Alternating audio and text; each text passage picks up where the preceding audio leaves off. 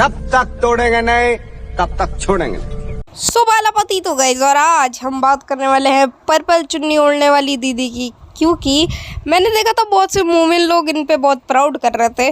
ठीक है, तो या अब मैं इनका असैसिनेशन करूँगा पूरी तरीके से। तो या वीडियो को स्टार्ट करते हैं। तो एडिटर भाई ज़रा इंट्रो लगा दे।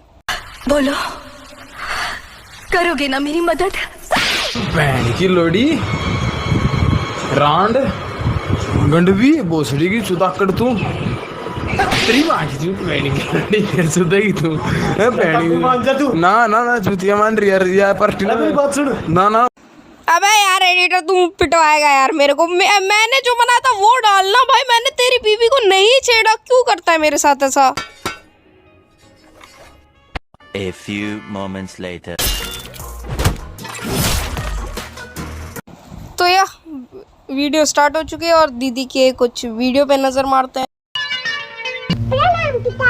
सूरज, तू और मेरा पुत्र ये कभी नहीं हो सकता। मैं स्वयं पार्वती से पूछता हूँ तू कौन है? पिताजी? मुझे पिताजी भी कहता है। मेरा पुत्र क्या किया? ये मेरा पुत्र?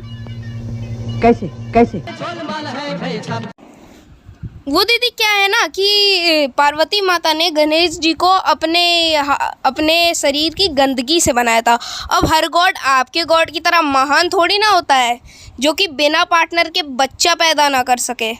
हम आ चुके हैं कुरान.com में। ठीक है, अब देखो मेरे को नहीं पता कुरान कहाँ से पढ़नी चाहिए ट्रांसलेशन के साथ, तो मैं इस वेबसाइट पे हूँ। देखो नाम ये कुरान.com है ना, तो बहुत से लोग इसी से कुरान ट्रांसलेशन के साथ पढ़ते, तो यहीं से मैं ले रहा हूँ।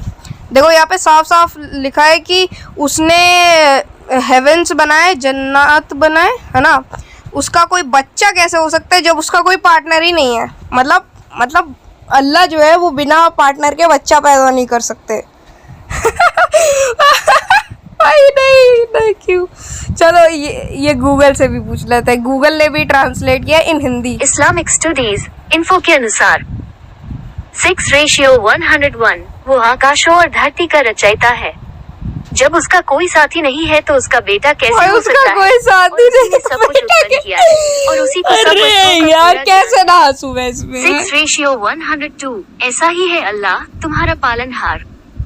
ऐसा ही है अल्लाह तुम्हारा पालनहार, मतलब जो गॉड बिना पार्टनर के बच्चा पैदा नहीं कर सकता वो गॉड बन रहे हैं। मतलब मैं क्या बोलूँ अब, मेरे पास कोई शब्द ही नहीं। आप बोल वो कर सकता है, हिंदू भी कर सकता है, लेकिन अगर हम चाहे तो उसका जिंदगी बर्बाद कर सकते हैं। ये कॉन्स्टिट्यूशन में है उसको जेल भेज सकते हैं। नहीं, अगर वो दूसरी शादी नहीं, देखो वो लिव इन रिलेशनशिप में है, छुपकर है, 10 औरतें रखे, 5 कोई लिमिट नहीं है ना। और फिर उन औरतों की भी जिंदगी बर्बाद होगी क्योंकि तुम्हें तो धोखा दिया। एक मर्द के पीछे तुम कितना भागोगी? फैक्ट्स मैनिपुलेशन पकड़ा? नहीं पकड़ा। पकड़ोगे कैसे? नीचे की टोपी ऊपर जो लगाई है। तो दीदी ने यहाँ पे कोई शास्त्र नहीं उठाया और कोई भी वेद या पुराण नहीं उठाए। दीदी बस ये कह रही है हाँ अगर वो लिविंग रिलेशनशिप में है तो वो धोखा दे सकता है। दीदी ने शादी की बात यहाँ पे नहीं की। दीदी कह रही है लिविंग रिलेशन में अगर कोई हिंदू है। मतलब दीदी आप इतनी महान कैसे हैं? मतलब आपके चरण कहाँ है? मेरे को चरण देखने आपके, छूने के लिए नहीं, काटने के लिए। मतलब दीदी का आईक्यू देखो। बात यहाँ पे शादी की चल रही है, दीदी लिविंग रिलेशनशिप की बात कर रही है। मतलब दीदी तो भाई बहुत ग्रेट। तो दीदी ने एक और सवाल खड़ा किया है कृष्ण जी की 16,108 बीबी को। अरे मेरे को एक बात समझ नहीं आता, हर बंदा कृष्ण जी पे क्यों आता है? जबकि कृष्ण जी पे आना ही है तो पहले उनसे कहो कि अपने मुख में पूरी यूनिवर्स तो दिखा दे। मतलब पुराणों और वेदों में तो ये भी लिखा है कि कृष्ण जी ने अपने मुख में पूरी यूनिवर्स दिखा दी थी। वो बात नहीं मानेंगे ये लोग। कृष्ण जी ने एक डीमन को 1 साल या 2 साल की उम्र में मार दिया था, वो बात भी ये लोग नहीं मानेंगे। लेकिन जहाँ पे कोई भी अश्लील बात होगी वो मान लेंगे। मतलब इन लोग को मेरे 21 तोप को सलाम पहले तो। ठीक है, और बात रही 16,108 बीवियों की, तो एक बहुत छोटी सी स्टोरी है, मैं जल्दी एक्सप्लेन कर देता हूँ। तो एक्चुअली में हुआ क्या था कि 16,000 लड़कियों को एक डीमन ने किडनैप कर लिया था। तो कृष्ण जी आए, डीमन को मारा और छुड़ा लिए। अब वो जो 16,000 लड़कियां थी वो कह रही कृष्ण जी से कि अब कोई हमसे शादी नहीं करेगा, हाँ ना, और सब हमें ही कोसेंगे। और वो लड़कियों के साथ कुछ भी गलत नहीं किया था उस डीमन ने। तो कृष्ण जी बोले ठीक है मैं शादी करूँगा तुमसे, चाहे समाज मेरे को कोसे चाहे कुछ कहे। और आज वही हो रहा है, समाज कोस रहा है, लेकिन हम जैसे प्रो हिंदू प्रो सनातनी भी तो हैं बचाने के लिए। तो यह आगे बढ़ते हैं दीदी के पॉइंट में। और अगर आप सोच रहे हैं मैंने दीदी की वो क्लिप क्यों नहीं चलाई, क्योंकि दीदी की जो कॉपीराइट मारने की स्पीड है ना, वो हुसैन बोल्ट से तेज़ है। जितनी किताबें देखी या जितने लोगों के एतराज़ात मैं सोच पाया हूँ, चंद बुनियादी कुछ क्वेश्चंस हैं, बेसिक क्वेश्चंस हैं इस टॉपिक के ऊपर। अगर उनका जवाब किसी नॉन मुस्लिम को मिल जाए तो बड़ी हद तक उसके एतराज़ात रफा हो सकते हैं। बस उन्हीं चीज़ों को सामने रखते हुए मैंने इन 5 बड़े क्वेश्चंस को निकाला है जो बेसिक क्वेश्चंस हैं इस टॉपिक के ऊपर। अगर इन क्वेश्चंस का जवाब किसी नॉन मुस्लिम को मिल जाता है तो वो अपनी पोजीशन देख सकता है कि वो ये एतराज़ नॉलेज हासिल करने के लिए कर रहा है या पैसे कमाने के लिए या इस्लाम की नफरत में। तो चलिए चलते हैं सिंपल क्वेश्चन पेपर की तरफ। हज़रत आयशा की शादी के हवाले से चंद बेसिक क्वेश्चंस हैं, अगर उनको हम देख पाएं और उन पर बात कर पाएं तो ये मसला बहुत आसानी से हल हो सकता है। सबसे पहला सवाल ये उठता है, क्या आयशा रज़ियल्लाहु तआला अन्हा की शादी पेरेंट्स की इजाजत के बिना हुई थी? पॉइंट नंबर 1, ये पहला सवाल है। दूसरा सवाल ये उठता है, क्या हज़रत आयशा ने इस शादी से इनकार किया था? तीसरा सवाल उठता है, क्या इस शादी पे किसी काफिर ने कभी एतराज किया था उस टाइम पर? और चौथा, क्या आयशा रज़ियल्लाहु तआला अन्हा को शादी की वजह से कोई हेल्थ कंडीशन हुई?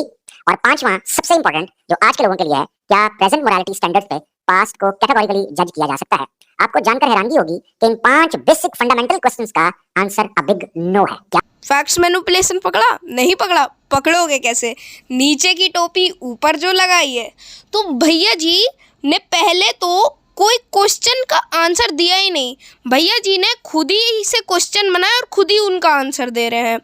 अब मैं भैया जी से पूछना चाहता हूँ कि किसी भी काफिर या किसी भी एक्स मुस्लिम के ये क्वेश्चन है तो उसका आंसर नो है। भाई ऑब्वियस सी बात है कि अगर पेरेंट्स की इजाज़त मिली भी हो किसी 6 साल की बच्ची के साथ सेक्स करने की, तो वो सही नहीं हो जाएगा। लाइक पेरेंट्स कह रहे हैं हाँ भाई मेरी 6 साल की बच्ची से आप सेक्स कर सकते हो, तो क्या वो सही है? Obviously not. मतलब भैया जी आप बहुत ही पहुंची हुई चीज़ है, मतलब बिग ब्रेन है आपका कुछ ज़्यादा ही। और मेडिकल कंडीशन की बात रही तो भाई भगवान का शुक्र है कि नहीं आई। मतलब लाइक मैं चूहे मारने की दवा पी लूँ, ठीक है, और उसके बाद मैं ज़िंदा बच गया, ठीक है, मैं ज़िंदा बच गया किसी तरीके से, तो अब मैं सबको रिकमेंड कर रहा हूँ कि भाई चूहे मारने की दवा पी लो, इससे कुछ नहीं होगा। और उसकी वजह से 10 लोग और मर गए। मतलब भैया जी आप बहुत ग्रेट हो। और काफिर की बात रही, काफिर लोगों को ना भैया पहले के टाइम पे ज़िंदा भी रहना था ना, इसलिए किसी ने कुछ कहा नहीं, क्योंकि गुस्ताखे नबी की एक ही सज़ा, सर तन से जुदा, तो इसलिए। और हाँ मैंने जुदा बोला क्योंकि जुदा बोलता तब तो मेरा खेल ख़त्म हो जाता ना। तो यह और भैया जी का 5वां जो क्वेश्चन है कि क्या बेसिक जो पास्ट की मॉरलिटी है उन्हें आज की मॉरलिटी से वो जज करना चाहिए, तो इसका आंसर है यस। क्यों नहीं? मतलब आप खुद ही सोचिए, जिस बंदे को आप अपने माँ बाप से पहले ला रहे हो तो उस बंदे को थोड़ा तो इतना समझदार होना चाहिए कि वो कुछ सोच सके कि भाई 6 साल की बच्ची से शादी नहीं करनी। मतलब लाइक मुसलमान के लिए सबसे पहले अल्लाह आते हैं, उसके बाद सारे प्रॉफिट्स आते हैं, उसके बाद उसके माँ बाप आते हैं। तो जिस बंदे को मैं अपने माँ बाप से ऊपर दर्जा दे रहा हूँ तो उसमें थोड़ी तो समझ होनी चाहिए ना। मतलब वाओ आई एम स्टक भाई, मैं कुछ कहना नहीं चाहता इसमें। और ये वीडियो यहीं पे एंड होती है। तो आई होप कि आपको वीडियो पसंद आई होगी और ये वीडियो कुछ ज़्यादा ही लंबी हो गई। और मेरे वीडियो डालने का रीज़न मैं नहीं बताऊंगा, क्यों, ऐसे ही मेरी मर्ज़ी यार, मेरा चैनल है। खैर big shout out to Ram Bhakt भैया अगेन। और राम भक्त भैया भाई कॉपीराइट मत मारना यार, मैंने आपका लोगो यूज़ कर लिया ना आपको रिकमेंड करने के लिए। तो वीडियो यहाँ पे एंड होती है।